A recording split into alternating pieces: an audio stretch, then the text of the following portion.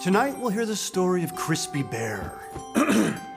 A long time ago, this little bear was alive because she listened to her father, so she was happy. But Crispy had one terrible problem. She was filled with curiosity. Yes, and one day she saw something new and died. Just like that? Yes. Same ending as every day. I get it, Dad. I will never do anything new or different. Good man, Thunk.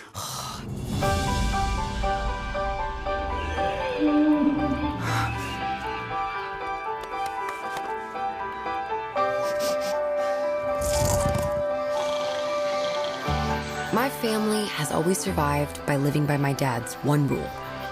Never leave the cave.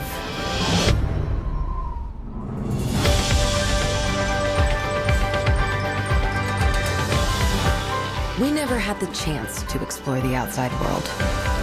But what we didn't know was that our world was about to change. Eve, come down! Get to the cave! Go!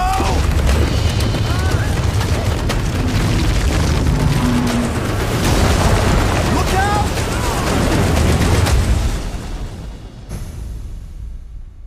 You really need to see this.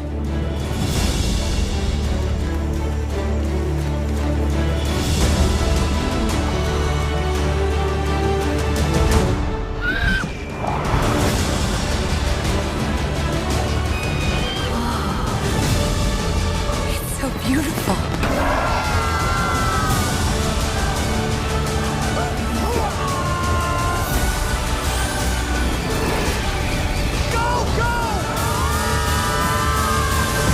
Dreamworks The Croods.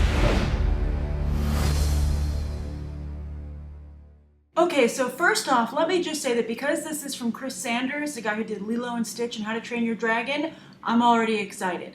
I have tremendous faith in him as a talent. I think it was a shame that Disney let him go, so I'm going to support him with the Croods. I actually met him one time at San Diego Comic-Con. He has his own table that sometimes he's there actually by himself. You can just walk right up and meet him, and he was very kind. He signed one of his sketchbooks for my sister, and so great guy, really grounded, really down to earth, very talented. So I'm rooting for the Croods just for that. As for the film itself, it looks cool to me. It looks very much like a mix between Journey to the Center of the Earth, particularly Journey to the Center of the Earth 2, you know, the recent film with The Rock and Josh Hutcherson, but also, and then it also reminds me of Brave. I think particularly with her climbing the rock, the side of the cliff, just the way Merida did at the beginning of Brave. So I kind of sometimes wish that these movies, you know, I know they don't want to give each other ideas, but I wish occasionally they would check with each other, because you have the same thing this summer with both the Avengers and the Dark Knight Rises ending with nukes and the hero risking their life to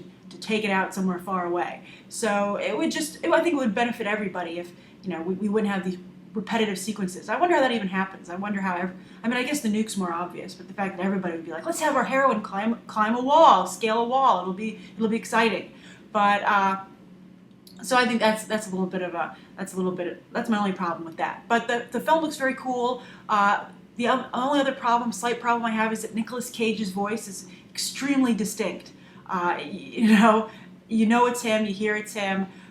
But he looks like he's doing a funny job. I liked the opening story where, and then he says, and then it died from curiosity. And I thought that was great, because you so rarely see a blood splatter for a character, even if it's in a fictional story that a character's telling within the movie in a family film. So leave it to Chris Sanders to go there. So the Croods looks good to me. I mean, this is a short peek, but I have faith in the writer-director.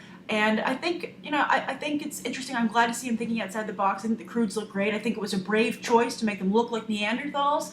I think that's something you would never get Disney to approve, because they would feel it wasn't marketable. Maybe I'm wrong, but I just think, you know, off the top of my head, I think that, you know, they would always want to go for the cute brand characters. So I love that aspect of it. And I'm just very excited. Also, Ryan Reynolds does a voice in this, and it was funny not to see him featured more in the trailer. So we'll see. But the Croods, interesting. Also, it's worth noting that this is the first picture from the new Fox Dreamworks deal. So I hope they start off their relationship on a good foot. What do you think? Do you think that this is a good beginning for the Fox DreamWorks Animation deal? And does the Croods look good to you? What do you think of Nicolas Cage's voice work? Does he disappear enough into it, or are you fine with him standing out? And what do you think of these repeat sequences in films? That are I think unintentional, but it's just odd that they all keep coming up. Be sure to write your thoughts down below, and as always, thank you to coming to be on the trailer, not just for the latest trailers, but for these quick snapshot reviews. Thanks for watching.